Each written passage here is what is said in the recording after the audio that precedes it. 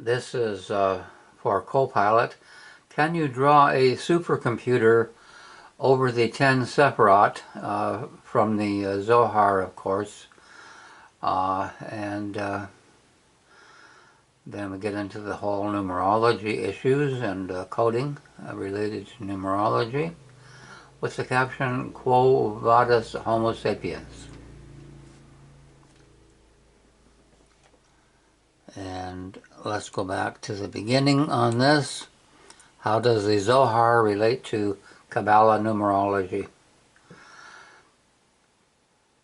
The Zohar relates to Kabbalah numerology primarily through its use of symbolic numbers, gematria, and the Sephirot, all of which form the numerical architecture of Jewish, which is to say, of course, Antichrist Jewish, not pro-Christ Jewish, mysticism.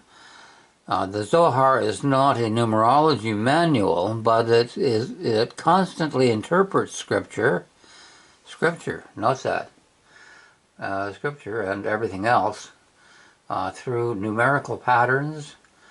Patterning? Does that sound like the mantra of AI? We work with the patterns of words, the patterns of letters, the patterns of tokens, which means words, subwords, and superwords, letter values, and the structure of the 10 Sephirot. Below is a clear breakdown of how they connect, grounded in the sources you saw.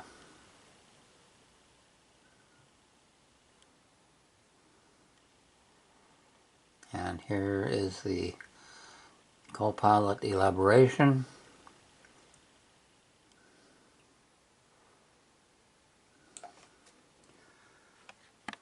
Gematria for beginners.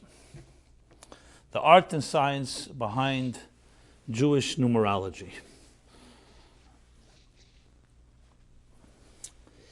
We all know that language, and therefore words, carry power.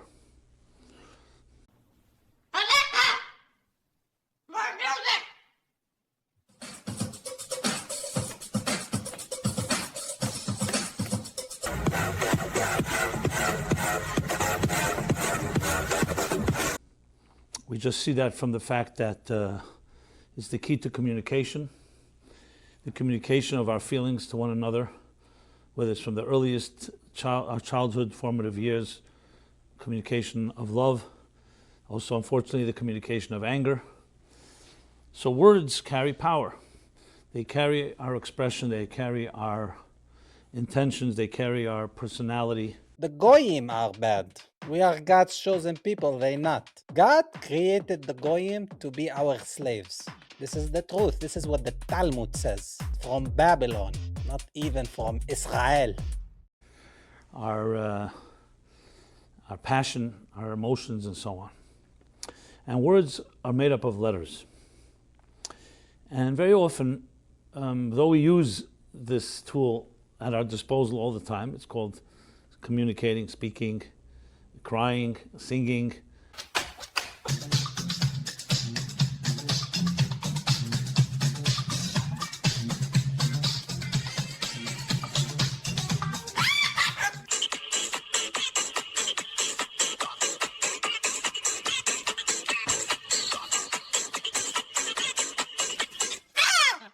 All the different forms of expression of words, whether it's through speaking or also through writing, which is also words. We don't often pay attention to the exact science and art that lies behind these words.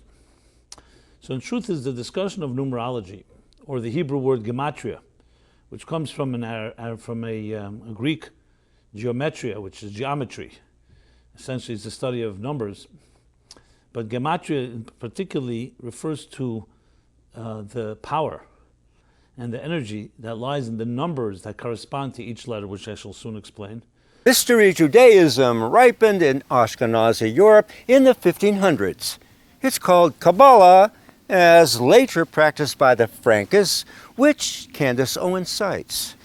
The Zohar is its main text, which means shining light. Accordingly, all Jews have access to this shining light. Kabbalah, an ancient mystical tradition with origins as mysterious as the knowledge it holds. Some say it was adapted by early Semites in Mesopotamia. Others believe it was a gift from God to Adam himself. But what exactly is Kabbalah? Kabbalah is a spiritual, philosophical, and meditative system centered around the Tree of Life, a symbolic map with 10 spheres, or sephirot. Each sephirah represents an aspect of spiritual life, from wisdom and understanding to mercy and strength. The key to Kabbalah is finding balance within these 10 spheres, harmonizing each part of ourselves to align with divine truth. And while Kabbalah is rooted in Jewish mysticism, you don't need to practice Judaism to explore its teachings. Just like how you don't need to be Hindu to practice yoga. Kabbalah transcends religion, offering wisdom for anyone seeking spiritual growth and enlightenment. The question is, are you ready to climb the Tree of Life? Subscribe for more ancient knowledge.